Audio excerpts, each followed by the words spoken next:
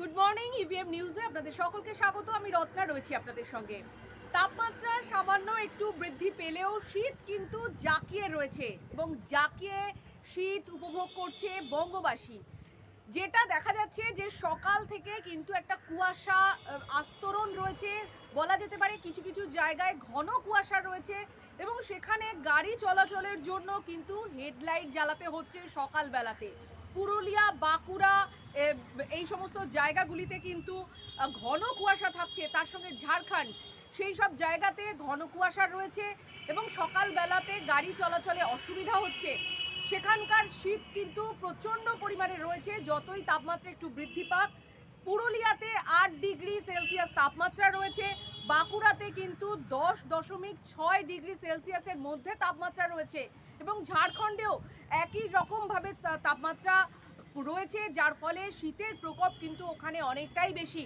ওখানকার লোকজনরা তারা কিন্তু সেই গরম পাওয়ার জন্য কাঠ জ্বালিয়ে তারা গরম উপভোগ করার চেষ্টা করছে এবং শীতের দাপট বলাই আছে যে পুরুলিয়াতে শৈত্যপ্রবাহ বইবে। সেখানকার মানুষদেরকে সাবধান করে দেওয়া হয়েছে এই শৈত্যপ্রবাহের জন্য, কারণ উত্তর থেকে পশ্চিম ভারত থেকে সম্পূর্ণ বিস্তারিত জায়গাটি পূর্ব ভারত পর্যন্ত যে শীতের করিডর, সেই শীতের করিডর কিন্তু করিডরের ওপর দিয়ে শীত বইছে, ফলে এই সব বাংলায় এই সব রাজ্যগুলোতে শীতের প্রকোপ অনেকটাই বেশি। তার সঙ্গে পশ্চিমে ঝঞ্ঝা এবং সমুদ্রবর্তে যে ঘূর্ণাবর্তের সৃষ্টি হয়েছে, তার জন্য কিন্তু একটা সমুদ্রপৃষ্ঠে একটা উচ্চচাপ বলয় তৈরি হয়েছে। তার ফলে মেঘলা আকাশ, রোদের আজ একদমই দেখা নেই। মেঘলা আকাশ এবং বেশ কয়েকটি জায়গায় বৃষ্টিপাতের সম্ভাবনা থাকছে। আজ কাল থেকে সেই বৃষ্টিপাতের সম্ভাবনা ছিল এবং আজ ও আগামীকাল সেই বৃষ্টিপাতের সম্ভাবনা প্রকট হচ্ছে। যেমন দক্ষিণবঙ্গের উপকূলবর্তী জায়গা মেদিনীপুর, দক্ষিণ 24 পরগনা সহ নদী তীরবর্তী জায়গা কলকাতা, হুগলি, হাওড়া, তার সঙ্গে পূর্ব পশ্চিম বর্ধমান, বীরভূম এই সমস্ত জায়গাগুলিতে কিন্তু হালকা বৃষ্টিপাতের একটা সম্ভাবনা থাকছে।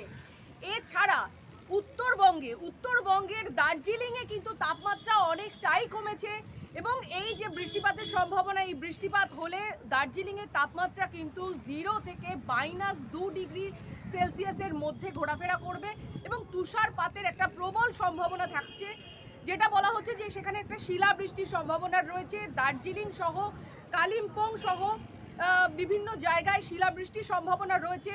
অপরদিকে সিকিমের পেলিংয়েও কিন্তু তুষারপাত হয়েছে এবং পূর্ব সিকিম যথারীতি তুষারের চাদরে আবৃত হয়ে গেছে এবং উত্তর সিকিমে কিন্তু পর্যটকদের যাতায়াত বন্ধ করে দেওয়া হয়েছে, কারণ সেখানে প্রচুর পরিমাণে তুষারপাত হচ্ছে, বরফের চাদরে ঢেকে গেছে উত্তর সিকিম। ফলে গুরুডংমার লেকে কিন্তু যেতে পারছে না অনেক পর্যটকরা। তারা অনেক আশা করে গিয়েছিলেন, কারণ এত উঁচুতে গুরুডংমার লেক এবং সেখানে এতটাই বরফ পড়ে যাতে গাড়ি কিন্তু একটা পিছলে গিয়ে খাদে পড়ে যাওয়ার সম্ভাবনা থাকে, যার ফলে একেবারে পর্যটক কিন্তু সেখানে নিষিদ্ধ করা হয়েছে। 0 পয়েন্ট এই সব জায়গাগুলোতে কিন্তু পর্যটক যেতে পারছে না। ফলে দার্জিলিং কিন্তু সেই আশাটা পূরণ করতে চলেছে। দার্জিলিংয়ে তুষারপাতের সম্ভাবনাটা খুব অনেকটাই প্রবল দেখা যাচ্ছে।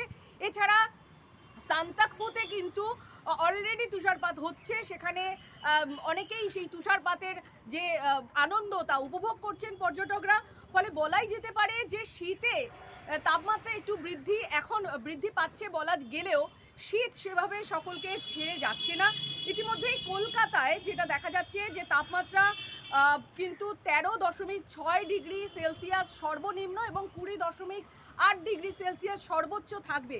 এর পাশাপাশি যেটা বলার যে বৃষ্টিপাতের সম্ভাবনার জন্য কিন্তু বৃষ্টিপাত হয়ে গেলে 20 তারিখের পর থেকে কিন্তু বৃষ্টিপাত আর হবে না।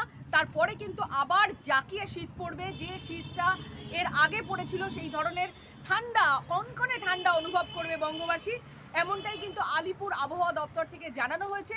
তবে কুয়াশাতে সতর্কবার্তা জারি আছে, কারণ কুয়াশাতে অলরেডি দূরপাল্লার ট্রেন সেইগুলো কিন্তু অনেকটা বাধাপ্রাপ্ত হচ্ছে, সঠিক সময় আসতে পারছে না। এবং আমি এখন যে সময় রয়েছি 10টা সাড়ে 10টা, সেই সময় কিন্তু কুয়াশা বেশ ভালোই চারিদিকে। কাল পর্যন্ত বেশ ঝলমলে একটা রোদের রোদ পাচ্ছিলাম, কিন্তু আজ দেখতে পাচ্ছি চারিদিকে কুয়াশা আবৃত। আপনারাও বুঝতে পাচ্ছেন ছবিতে যে কিভাবে কুয়াশা চারিদিকে রয়েছে। ফলে কুয়াশাতে গাড়ি চালাতে সকলকে কিন্তু সাবধান করা হচ্ছে। তারা খুব সাবধানে গাড়ি চালাবেন, কারণ সামান্যতম ভুল কিন্তু একটা জীবনহানির শঙ্কা থেকে যাচ্ছে। ফলে এই জায়গা থেকে বঙ্গবাসীকে একটু সাবধানে থাকতে হবে। বৃষ্টিপাত, কুয়াশা সব মিলিয়ে, ঠান্ডা সব মিলিয়ে বয়স্ক মানুষদের অবশ্যই কিন্তু সমস্যা দেখা দিচ্ছে, বাচ্চাদেরও সমস্যা দেখা দিচ্ছে, কারণ আবহাওয়া বায়ু একটু ভারী হয়েছে, তার ফলে শ্বাসকষ্ট, বিভিন্ন অ্যালার্জেটিক সমস্যা এগুলো কিন্তু আছেই। ফলে খুব সাবধানে থাকতে হবে। আর আমরা চেষ্টা করব, আমরা প্রত্যেকটা আপডেট আমি আপনাদেরকে দিতে থাকবো এই আবহাওয়া সংক্রান্ত। আজ এই পর্যন্তই। সঙ্গে থাকুন ইভিএম নিউজের। ইভিএম নিউজ আপনার কথা বলে। নমস্কার।